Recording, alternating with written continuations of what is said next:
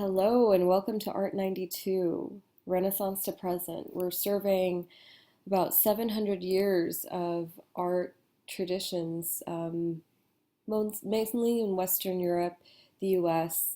We're also briefly going to look at art of Indigenous America, art of Africa, and art of Japan.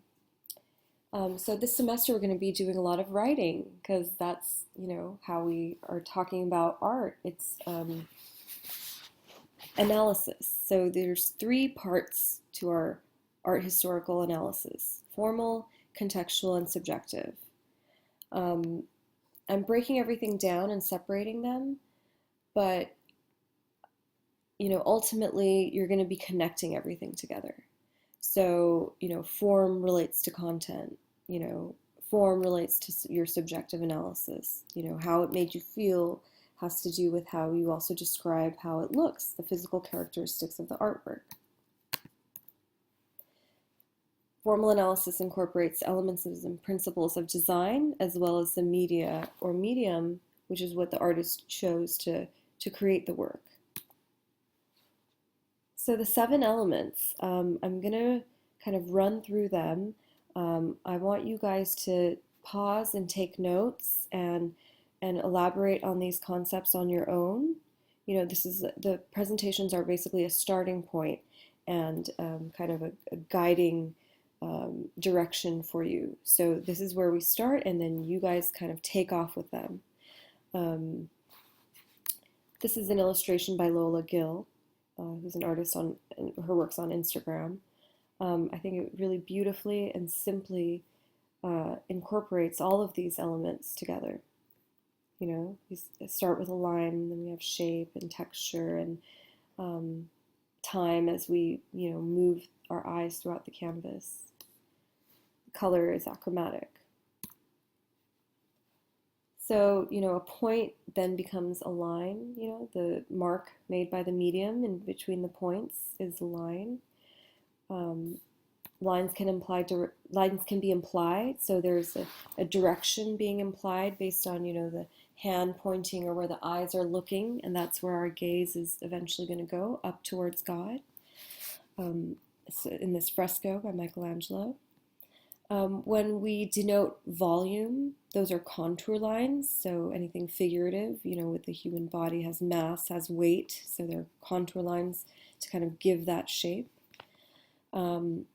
Someone who's a innovator, who creates their own unique style, has an autographic line. So, we can know by looking at this as a work by Vincent van Gogh. So line has different qualities, and I want you to tell me about these qualities. I want you to tell me, is it curvy? Is it straight? Is it expressive? Is it dramatic? Is it thick or smooth? Are they dividing and connecting? These ways of describing line, with our formal analysis, can then be related to contextual analysis and subjective analysis. So how that made you feel can be based on, how funky the line was. So here we have two different artistic styles, neoclassicalism on the right and romanticism on the left. So this is both movements that were happening in the late 19th century in Western Europe. Jacques-Louis David was a pioneer of the neoclassical style. We can see everything's kind of laid out on a grid almost in the picture plane. Everything's really crisp.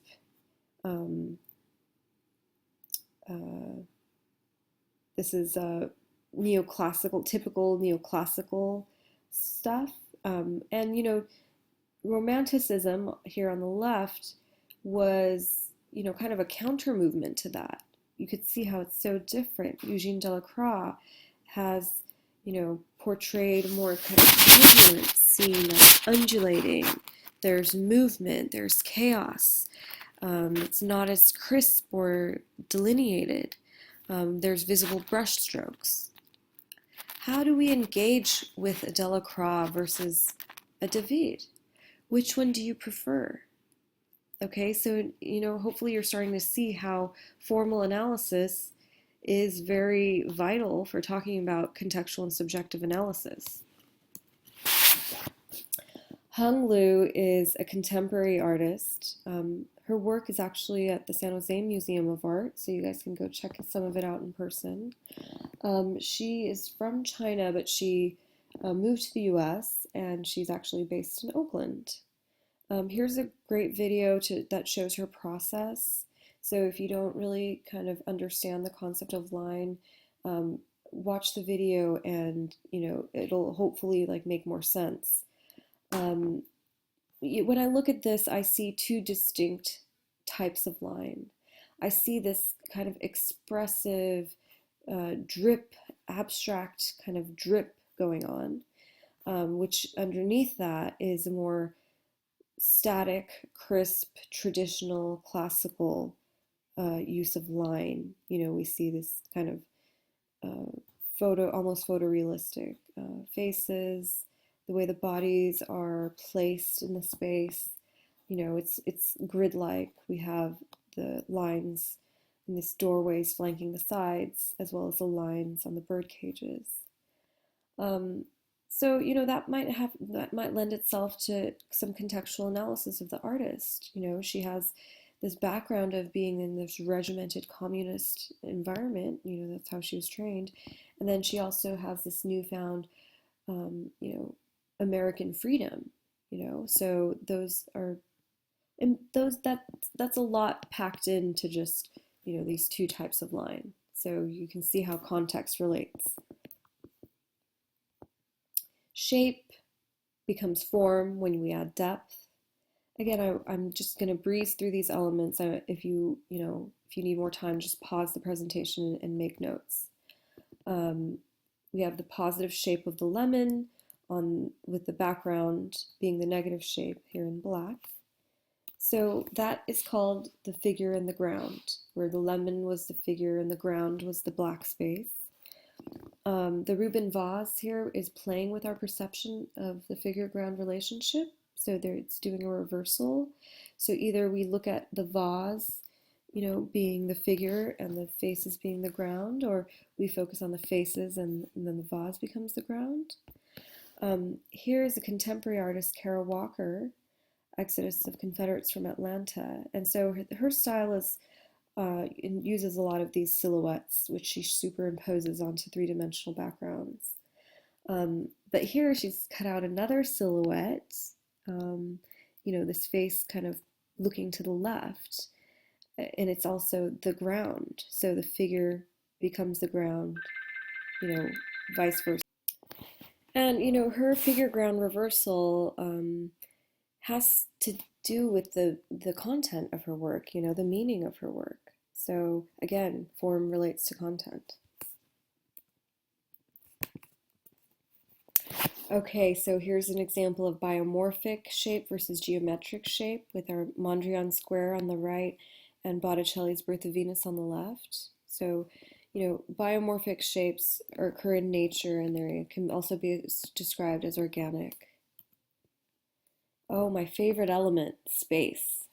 Space is what contains the forms, and it can be actual, three-dimensional space if we're looking at architecture, like the Chartres Cathedral in France, so this beautiful Gothic architecture. Installation, like for instance, here's one of Kara Walker's three-dimensional installations, and sculpture. So, we're looking at a lot of two-dimensional work, of course, with paintings. And so the artist has to make a choice. How am I going to represent three-dimensional space onto two dimensions? So they're going to play with some, illusion devices, techniques for conveying pictorial depth in order to do that. So spatial depth is created through techniques such as linear perspective and atmospheric perspective. So in the picture plane, we have a space that contains three zones. When we're looking at something that has linear perspective, we have the foreground, the middle ground, and the background. And all the lines are converging to an imaginary point on the distant horizon. So in the case of Leonardo da Vinci's The Last Supper, which we're looking at here, all of the lines are converging to a space above Jesus's forehead. And these lines are called orthogonals. So it's pretty mathematic.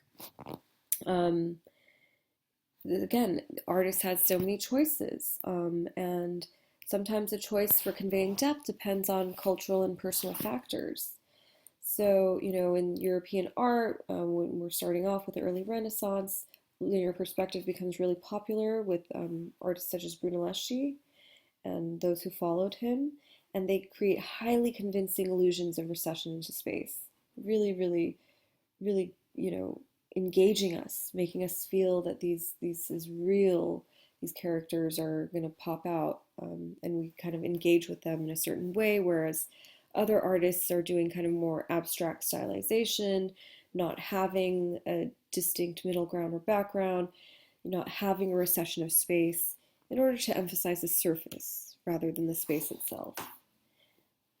Linear perspective is mathematically accurate. Space, like line, has qualities. It can be flat, have linear perspective, spheric perspective. Light, color, and value are used to define the illusion of space. Here's some examples of flat perspective. James Whistler's Nocturne in Black and Gold on the left, Matisse's Dance, Hokusai's Great Wave. Color means hue, so hue is a synonym for color. Very relatable element for all of us. Value is the degree of lightness or darkness of the color, and saturation is the intensity. Color is scientific as well as metaphysical. We put white light in a prism, it refracts into these six.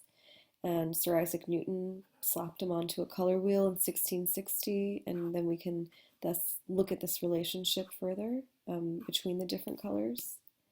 For instance, red and green are complementary. If something doesn't have color, you can say it's achromatic. Local color occurs in, real nature, whereas arbitrary color does not. Polychromatic is many colors. Color and value are used to give depth for spatial recession, where objects in the distance become hazier.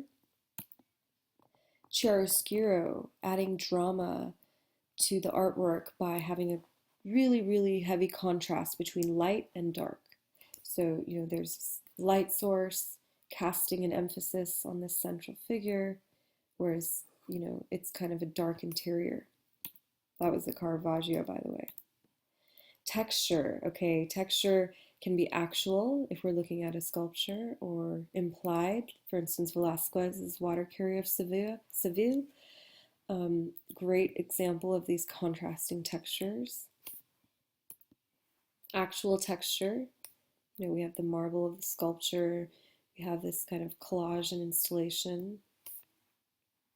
You can tell that this is smooth on the left and this is kind of more rough on the right. Implied texture, very variety of different, touches with the broom here in the wooden door. A photograph by Bruce Nauman, and this water looks wet. This is not actual texture, but implied texture here on the surface. Okay, so time is kind of a trickier element when we're talking about two-dimensional art. However, a lot of our early Renaissance stuff is telling stories about the Bible. So we're looking at different panels, and so there's a passage of time while we're viewing the story itself. When we're moving around to look at a sculpture, that's also implying time. Here's an installation by Felix Gonzalez Torres, a stack of paper. All the gallery people in the gallery who were visiting were asked to take a piece of paper as they walked by. Eventually, it dwindled away very slowly. So this was actually an allegory for the slowly disappearing body of his lover who died of AIDS. So, it's easy to see how time is vital for artworks that are kind of more three-dimensional. So definitely installation and sculpture. But if the artwork on our two-dimensional surface is telling a story of any kind, then we can